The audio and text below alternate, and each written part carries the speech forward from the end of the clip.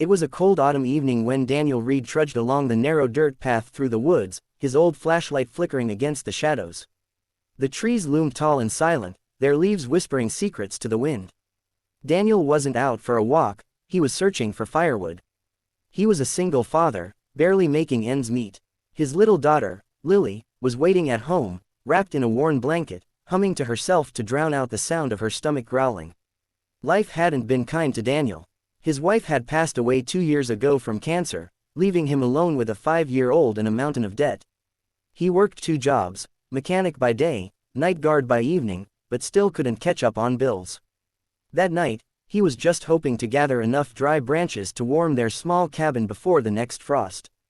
But as he was about to turn back, a faint, muffled sound reached his ears.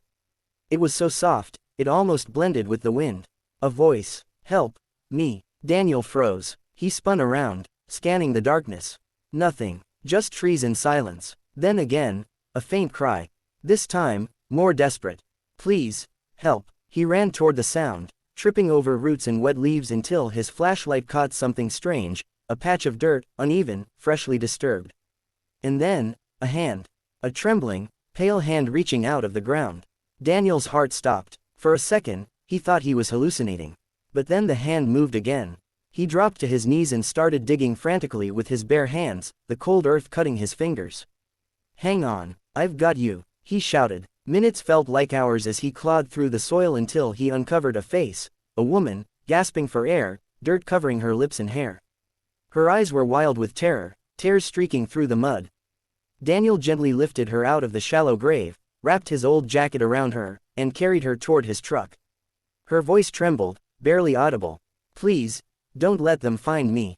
Back at his small cabin, Daniel laid her on his couch near the fire.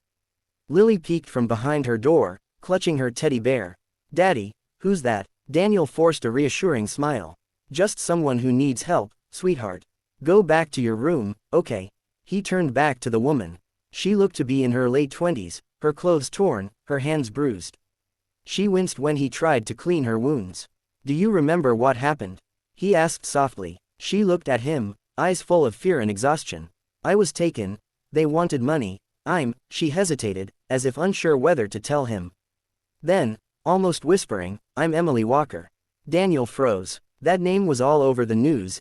Emily Walker, the missing billionaire heiress who vanished 5 days ago after a charity event in the city. He couldn't believe it. The woman lying on his couch was one of the wealthiest people in the country. And someone had tried to bury her alive. Daniel didn't ask questions that night. He gave her food, a blanket, and his daughter's spare pillow. She slept by the fire, trembling even in her dreams. He barely slept at all. The next morning, she woke to the sound of sizzling eggs. Lily was giggling as Daniel flipped pancakes, something rare in their home. Emily smiled faintly for the first time. "You didn't have to do this." Daniel shrugged. "You needed food. So did we. Pancakes make people feel human again." For the next few days, Emily stayed hidden in the cabin. She was too afraid to go to the police. Whoever had buried her might still be watching. Daniel fixed her phone, which had been smashed, and brought her fresh clothes from a thrift store. In those quiet days, she saw something in him, the kind of kindness that had nothing to do with money. One evening, as snow began to fall outside, Emily watched Daniel helping Lily draw shapes by candlelight. The little girl's laughter filled the small cabin like sunlight. Emily whispered, almost to herself, "You're a good man, Daniel." He looked up, half smiling.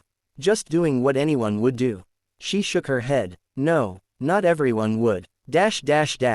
But peace didn't last. One night, while Daniel was chopping wood outside, headlights appeared in the distance, 2 black SUVs, creeping slowly down the dirt road.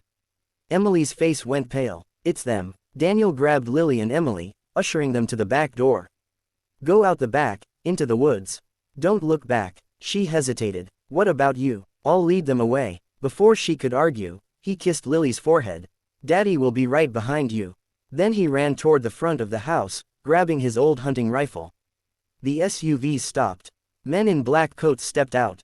"Where is she?" one of them barked. Daniel stood his ground, hands trembling but steady. "You're trespassing." The men advanced, but before they could reach him, a siren wailed in the distance. Red and blue lights flashed through the trees, the sheriff's car. Emily had used the phone he fixed to send her location. Within minutes, the kidnappers were arrested. Emily collapsed in relief, tears streaming down her face as Daniel finally emerged from the woods with Lily in his arms. A few days later, the story exploded across the news: billionaire heiress rescued by single father after being buried alive. Reporters swarmed Daniel's cabin, but he stayed quiet, humble as always. Emily tried to repay him, offered him money, a new house, a future. He refused it all. "I didn't save you for a reward," he said simply. "You were a person who needed help. That's enough." But Emily wouldn't let it end there. A month later, she returned, not in fancy cars or designer clothes, but alone, in jeans and a sweater. Daniel was fixing his truck outside. He looked up, surprised. "Emily," she smiled gently, "I came to see you. And Lily." Lily ran out, cheering, "Miss Emily," and hugged her tightly. Emily crouched down, tears in her eyes. "You saved me, sweet girl. You and your dad." Then she stood and turned to Daniel.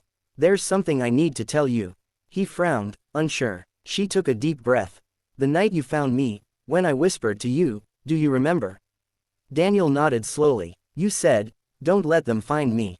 She shook her head. "No, before that, when I thought I was dying, I whispered something else." He blinked. "What?" Tears welled in her eyes. "Greater than, I whispered, 'Please let me live, I want to help someone good.'" Her voice broke. "And then you came, a stranger, with nothing to gain. You became the answer to my prayer." Daniel's throat tightened. He didn't know what to say. Emily stepped closer. "You saved my life, Daniel. And now, I want to save yours." Months passed, and things began to change. With Emily's quiet help, and her immense resources, Daniel's life transformed. Not with handouts, but with opportunity. She helped him open a small auto repair shop in town, Lily's Garage, named after his daughter. Business boomed, and Daniel was finally able to provide the life he'd always dreamed of for his little girl.